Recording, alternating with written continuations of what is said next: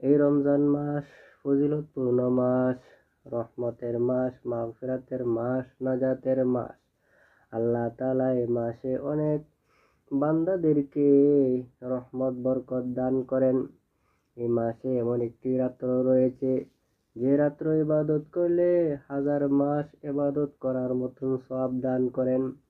এ সম্পর্কে বুখারী শরীফ হাদিস গ্রন্থে 1901 নম্বর হাদিসে রয়েছে, عن أبي هريرة رضي الله تعالى عنه قال قال رسول الله صلى الله عليه وسلم من قام ليلة القدر إيمانا واحتسابا غفر له ما تقدم من ذنبه। হুজুর পাক সাল্লাল্লাহু আলাইহি সাল্লাম বলেন, যে ব্যক্তি ঈমানের সাথে সওয়াবের আশায় লাইলাতুল কদর অর্থাৎ শবে কদরের রাত্রে ইবাদত করবে, আল্লাহ তাআলা তার পিছনের সমস্ত গুনাহ মাফ করে দিবেন।